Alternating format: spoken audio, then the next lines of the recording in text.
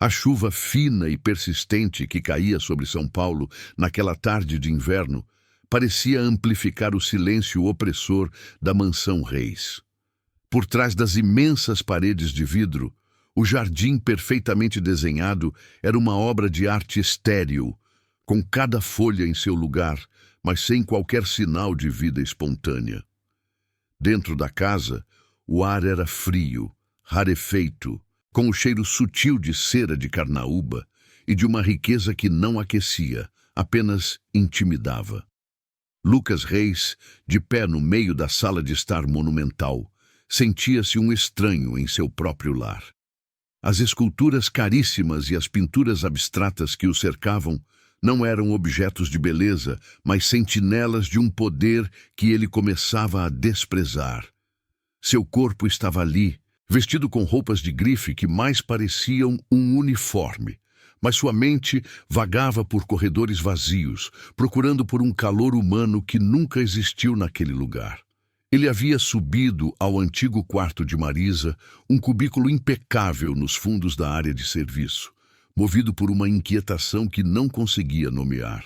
A ausência dela era um buraco na rotina da casa, um silêncio dentro do silêncio.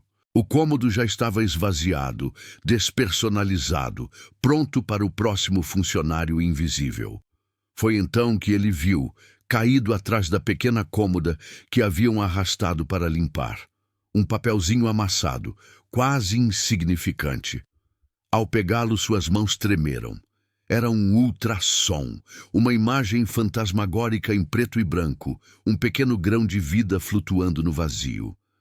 A data era de poucas semanas atrás. A respiração de Lucas ficou presa no peito. As peças do quebra-cabeça se encaixaram com uma clareza brutal. O mal-estar de Marisa nos últimos tempos, seu desaparecimento repentino, o olhar duro de seu pai. A verdade o atingiu como um soco. Com o pequeno papel apertado na mão, ele desceu as escadas e encontrou seu pai no escritório, uma fortaleza de mogno e couro.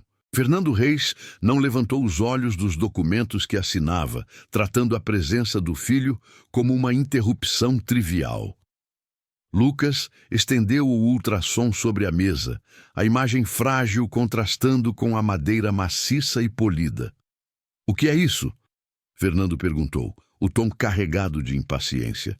Lucas o confrontou, a voz mais firme do que jamais imaginara possuir. A resposta de seu pai veio sem um pingo de emoção, fria como o mármore do chão. "Eu a mandei embora para resolver o problema dela longe daqui." A palavra problema ecoou no silêncio do escritório, desprovida de qualquer humanidade. Era uma transação, uma limpeza, a eliminação de um inconveniente. Naquele instante, Lucas não viu um pai, mas um tirano. O mundo de Lucas se desfez com aquela frase. A figura imponente de seu pai, o homem que ele fora ensinado a admirar e temer, encolheu até se tornar um monstro mesquinho. O luxo ao seu redor se transformou em uma decoração grotesca para a crueldade que sustentava tudo aquilo. Ele sentiu o peso esmagador da injustiça, não como um conceito abstrato lido nos livros de direito, mas como uma ferida aberta e real. O ultrassom em sua mão parecia queimar, um testamento silencioso de duas vidas descartadas como lixo. Ele percebeu que o silêncio não era uma opção. Ficar calado seria se tornar cúmplice. Foi naquele exato instante que o mundo dele se partiu. É difícil testemunhar um momento assim, e se você sente o peso desta história, sua inscrição nos ajuda a continuar trazendo relatos que precisam ser contados. A decisão de Lucas foi um ato de combustão espontânea, queimando as pontes com o mundo que ele conhecia em um único instante de clareza. Ele não arrumou malas, nem deixou um bilhete. Simplesmente saiu pela porta da frente da mansão, sentindo o ar frio e úmido da garoa paulistana em seu rosto, como se fosse a primeira vez que respirava de verdade. O luxo silencioso da casa às suas costas agora parecia uma tumba, um mausoléu para uma moralidade que sua família havia enterrado há muito tempo. Dentro do carro, o cheiro de couro novo o sufocava, um lembrete de tudo o que ele estava abandonando. O pequeno ultrassom, ainda em sua mão, era sua única bússola, a prova frágil de uma vida que ele precisava encontrar e proteger. A raiva que sentia de seu pai era uma chama fria, uma energia que o impelia para o desconhecido com uma urgência desesperada. A busca por Marisa começou como um tiro no escuro. Lucas não tinha ideia de onde ela poderia ter ido. Ela era uma das muitas figuras anônimas que passavam pela mansão, servindo em silêncio e desaparecendo da mesma forma. Ele mergulhou nos registros de funcionários que seu pai mantinha, vasculhando arquivos digitais com uma sensação de invasão e urgência. Não havia endereço, apenas um telefone de uma tia distante que nunca atendia. Ele lembrou de fragmentos de conversas, de Marisa mencionando uma vez, com um sorriso triste, uma comunidade perto de um grande aterro onde havia crescido. Era uma pista vaga, quase inútil, mas era tudo o que ele tinha. Contratou discretamente um investigador particular, um homem que fazia perguntas que ele mesmo não saberia como formular, transformando sua culpa em uma missão logística. A jornada o levou para a borda da cidade, um lugar que ele só conhecia pelas notícias ou pelas janelas blindadas do carro. A paisagem de concreto e vidro deu lugar a ruas de terra batida, a casas inacabadas e a um cheiro adocicado e nauseante que pairava no ar. Era o odor do lixão, uma montanha de descarte da cidade que alimentava e adoecia a comunidade que vivia à sua sombra. Lucas sentiu um choque cultural e físico. O ar era pesado.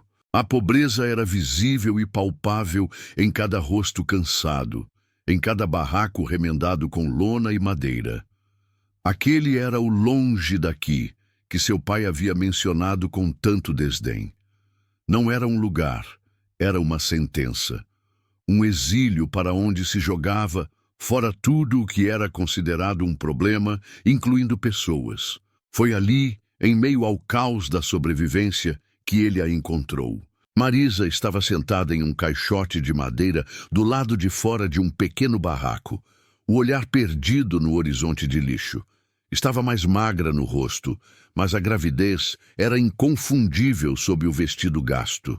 Seus pés estavam descalços e sujos de barro, e ela abraçava a própria barriga com um gesto protetor, como se tentasse criar um escudo contra o mundo inteiro. Havia uma dignidade exausta em sua postura, uma resiliência que contrastava brutalmente com a desolação ao seu redor.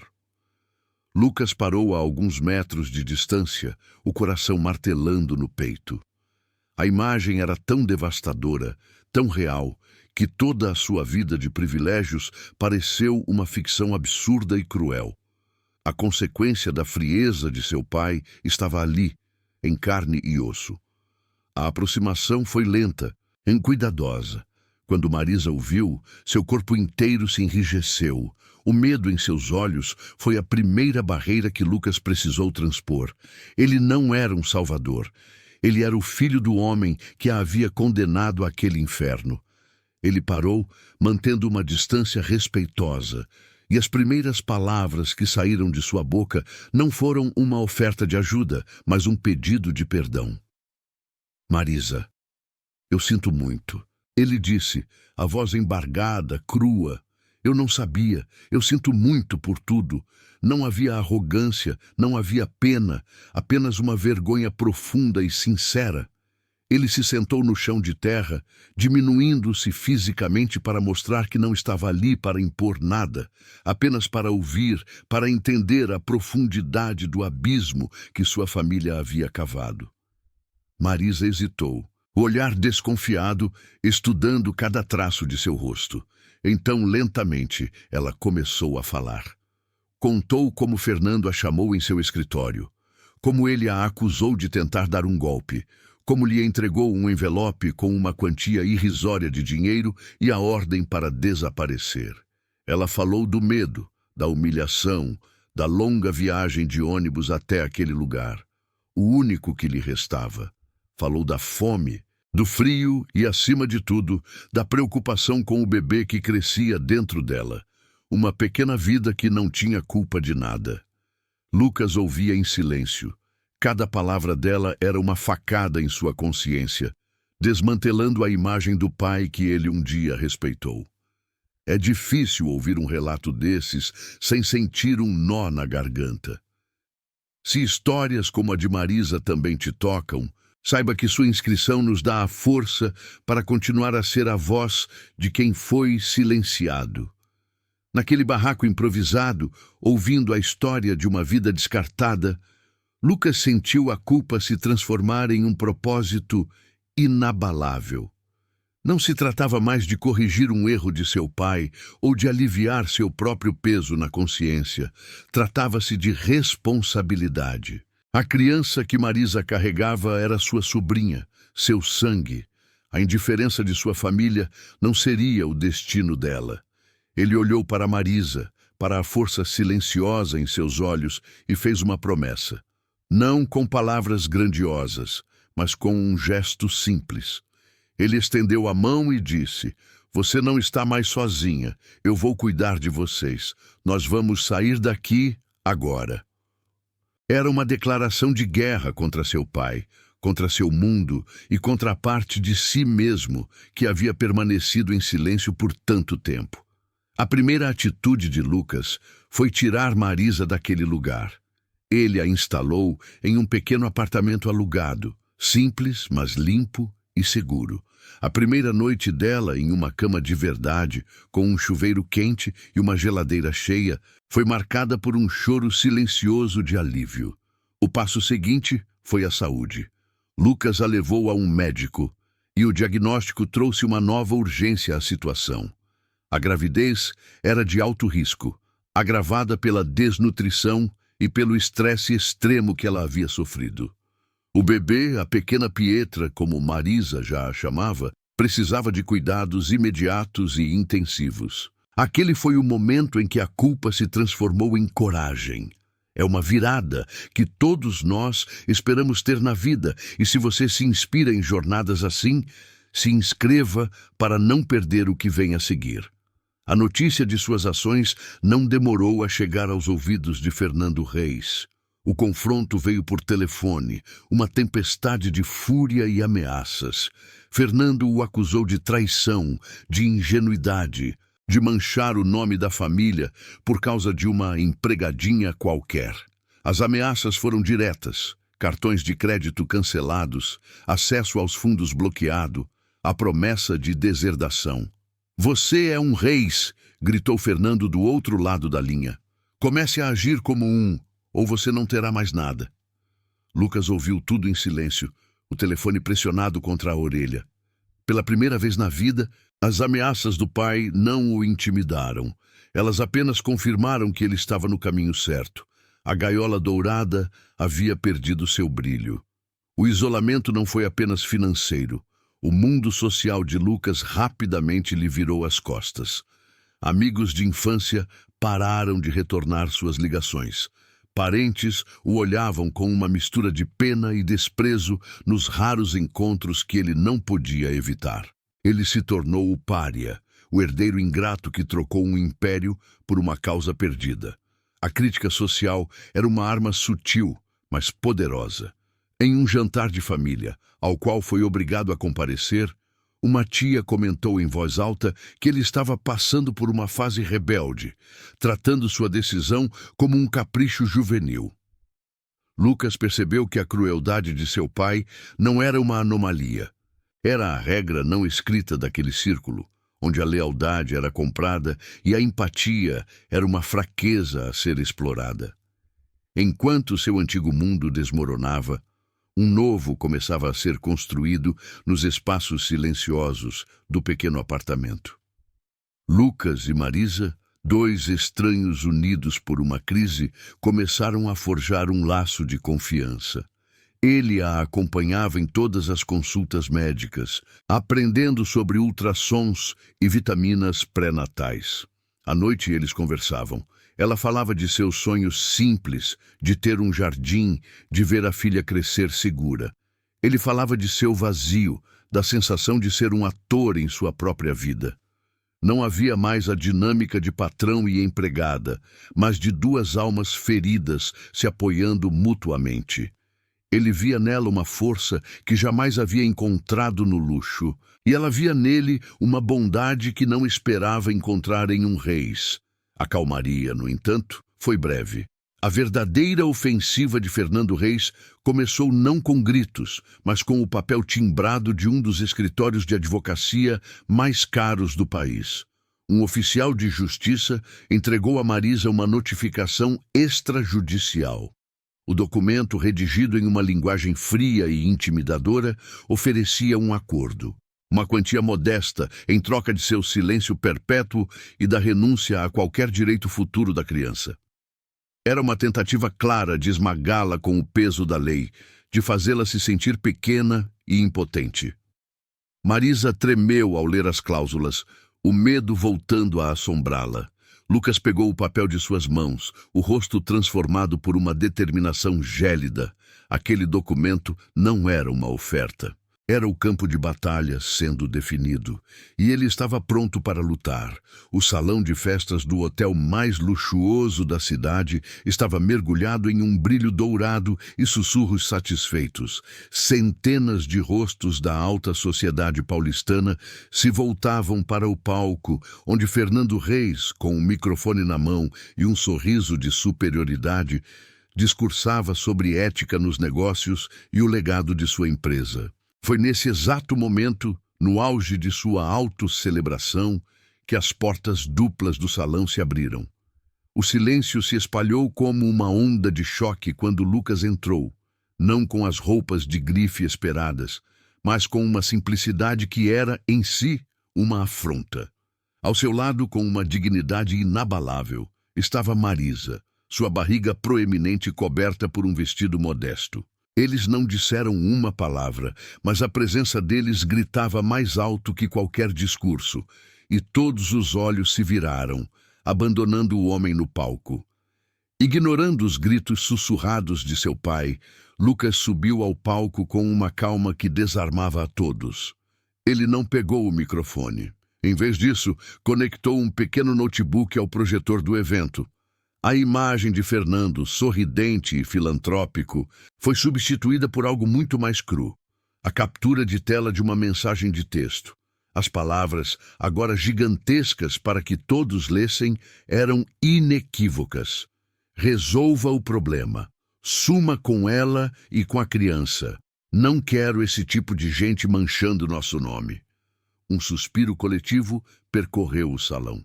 O rosto de Fernando Reis passou do bronzeado artificial para um vermelho furioso. Ele tentou sinalizar para os seguranças, mas era tarde demais.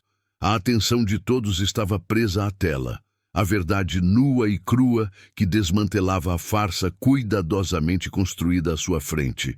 A hipocrisia do ambiente se tornou palpável. A seguir, veio o som. Lucas deu play em um arquivo de áudio e a voz de Fernando, distorcida pela raiva e pelo desprezo, preencheu o silêncio mortal do salão. Era a gravação da ligação em que ele ameaçava Lucas, as palavras cruéis ecoando pelas paredes douradas. Você é um fraco, trocando seu futuro, seu nome por uma empregadinha qualquer. Cada palavra era uma pedra atirada contra a imagem imaculada que Fernando projetava. Ao lado de Lucas, Marisa permanecia imóvel, o olhar fixo à frente. Ela não chorava nem demonstrava medo. Sua presença serena era o contraponto vivo à violência daquelas palavras. A prova silenciosa de que a dignidade não podia ser comprada nem intimidada. Os convidados se entreolhavam, o constrangimento se transformando em um fascínio mórbido. O império de aparências de Fernando Reis estava ruindo em tempo real, sob os holofotes que ele mesmo havia alugado. O golpe final veio com a última imagem projetada no telão, o laudo de um exame de DNA. Em letras garrafais, o resultado: probabilidade de paternidade, 99%. E logo abaixo, o nome que Marisa havia escolhido, agora exposto como um direito inegável, Pietra Reis. Foi então que Lucas finalmente se virou para o pai, cujo rosto era uma máscara de ódio e humilhação. A voz de Lucas, quando falou, não era de vingança, mas de uma clareza dolorosa e libertadora. Sua maior riqueza sempre foi o poder de destruir os outros, de diminuir quem você considerava inferior. Disse ele, para que todos ouvissem. A minha herança, a que eu escolho, será construir um futuro para a vida que você tentou destruir. Essa é a diferença entre nós. A frase pairou no ar, um epitáfio para o reinado de tirania de Fernando. A resposta de Fernando foi um grito animalesco de fúria, uma quebra total de sua compostura. Ele partiu para cima de Lucas, mas foi contido pelos próprios seguranças, que agora o olhavam com uma expressão de pena. O espetáculo estava terminado. Lucas não esperou para ver o desfecho da humilhação pública de seu pai. Ele se virou, ignorando os murmúrios e os flashes dos celulares que já começavam a gravar. Ele estendeu a mão para Marisa, não como um salvador, mas como um parceiro, um igual. Ela a segurou firmemente. Juntos, eles desceram do palco e caminharam em direção à saída, de costas para os destroços do antigo mundo de Lucas. As portas se fecharam atrás deles, abafando o caos e os gritos, e eles entraram na noite silenciosa, não como fugitivos, mas como os fundadores de uma nova família, forjada na coragem e na dignidade. A batalha judicial que se seguiu foi surpreendentemente rápida, impulsionada pelo escândalo que ecoou nos círculos mais fechados da cidade. A humilhação pública de Fernando Reis, somada às provas irrefutáveis, tornou a defesa de Marisa uma mera formalidade. A justiça determinou que Pietra fosse oficialmente reconhecida como uma Reis e concedeu a ela uma pensão vultosa, uma quantia que poderia comprar várias mansões, como aquela onde sua mãe fora humilhada. Para Marisa, no entanto, a vitória não estava nos números depositados em uma conta, mas na certidão de nascimento de sua filha, onde o nome Reis estava impresso não como uma mancha, mas como um direito.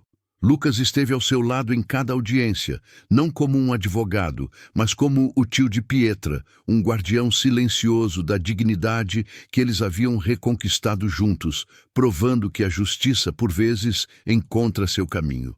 O dinheiro, uma quantia que poderia lhes garantir uma vida de luxo e ócio, pairou entre eles como uma última provação.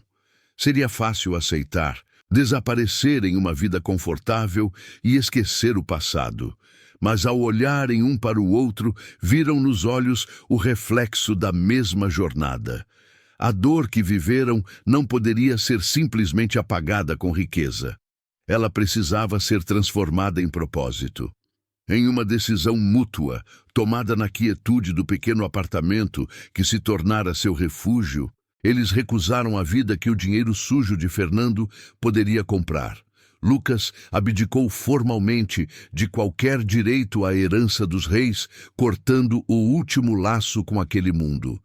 Juntos, eles decidiram usar cada centavo da pensão de Pietra para criar a Fundação Acolher, um lugar seguro para mulheres que, como Marisa, haviam sido descartadas pela sociedade e precisavam de uma chance para recomeçar. A antiga mansão fria foi trocada por um casarão antigo e ensolarado em um bairro tranquilo, um lugar que respirava vida em vez de opulência. O silêncio opressor deu lugar ao som de risadas de crianças e conversas de apoio nos corredores. Lucas, com sua mente estratégica que antes era treinada para os negócios do pai, agora a usava para gerenciar doações e parcerias, garantindo que a fundação prosperasse. Marisa, com sua empatia e a força de quem sobreviveu ao pior, acolhia cada nova mulher que chegava, oferecendo não pena, mas compreensão e um caminho.